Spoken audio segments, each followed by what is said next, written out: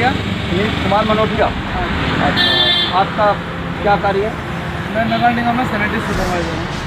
Sanitary supervisor. और आपके senior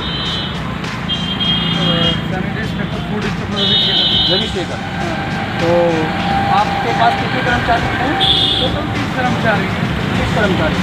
और वार्ड बड़ा है छोटा? वार्ड बहुत बड़ा है, मतलब 15 से 16 किलोमीटर तक का बड़ा वार्ड है। और 30 कर्मचारी में से 2 कर्मचारी डोर टू डोर पे चले जाते हैं गाड़ी पर, और 1 कर्मचारी जजेस कंपाउंड के अंदर है। तो टोटल 27 है। टोटल आपके पास 27 है, ये मान के चलिए बस। या 26 मान लेता हूँ। तो 2 कर्मचारी किसी अधिकारी के यहाँ जाते हैं? नहीं, डोर टू डोर पे जाते डोर हैं। To door.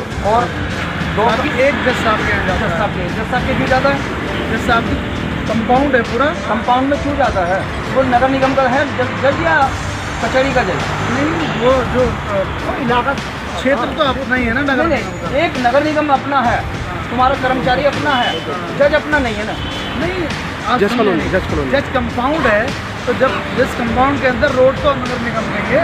रोड नगर निगम का। पर्सनल काम पे नहीं जा रहा है, मतलब कोठी के अंदर तो नहीं है? ना ना ना, बाहर है।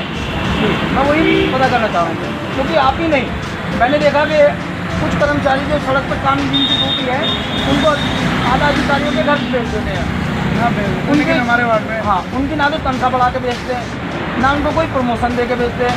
को माली या चपड़ासी उनका जो उनको फ़ायदा दे, और उनकी तनख्वाह बढ़े कर्मचारियों, उसी तनख्वाह में वो डबल काम नौकरी करेंगे।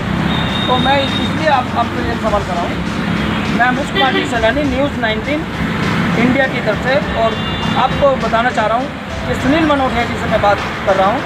किस विषय में कर रहा हूँ? कर्मचारी, सफाई कर्मचारियों का शोषण जो किया जाता है उसके विषय में इनसे पूछा जा रहा है, और ये मुझे अभी तक सही जवाब दे रहे हैं। क्योंकि मुझे कुछ शिकायत मिली है, कुछ महीना के लिए कर्मचारी होते हैं, कुछ अधिकारियों के लिए कर्मचारी होते हैं। तो वार्ड में किस समय कर्मचारी सफाई करेगा?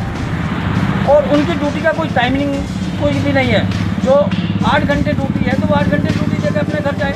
उसके बाद अगर बुलाया जाए तो कम से कम उनको ओवर टाइम दिया जाए, और उनके सामान जो ड्यूटी करने का सामान है किसी लिमिटेड कंपनी में जाएगा, कंपाउंड के अंदर जाएगा, तो वो उसको उपलब्ध करा दें। झाड़ू, कोई भी चीज़ है सफाई व्यवस्था के लिए वो उपलब्ध होती है।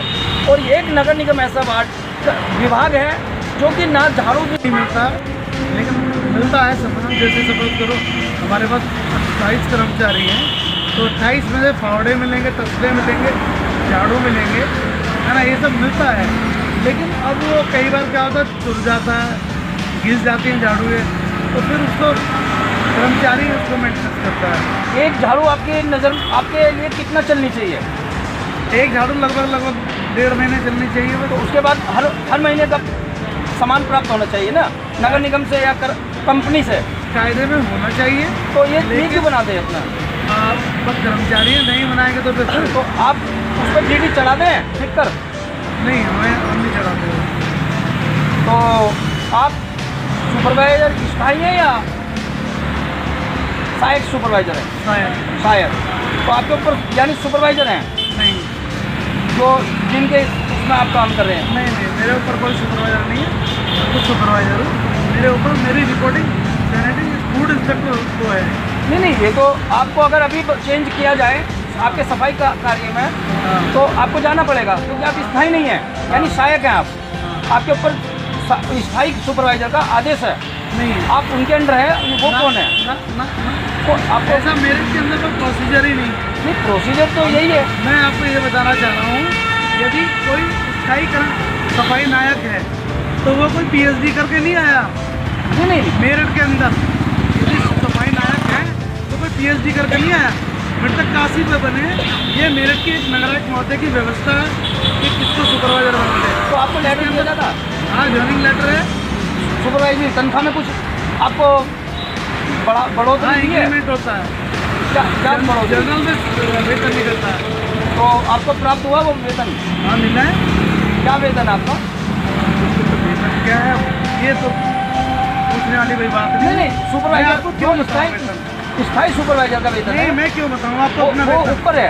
आप विषय पे बात कीजिए प्लीज। मैं विषय नहीं, विषय पे बात मैं कीजिए। आपके लिए बात कर रहा हूँ।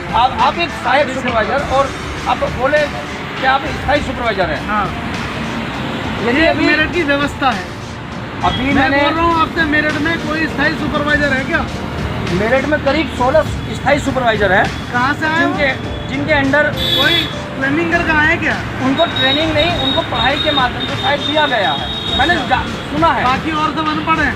वही तो मैं पूछना चाह रहा हूँ, क्योंकि बाकी और सब अनपढ़ मैं हैं, मतलब आपके माध्यम से ही ये पूछना चाह रहा हूँ। जैसे कि अभी कुछ वार्ड में मैं गया हूँ, वहाँ साइन करना भी सुपरवाइजर को नहीं आया है। ये मैं नहीं मानता।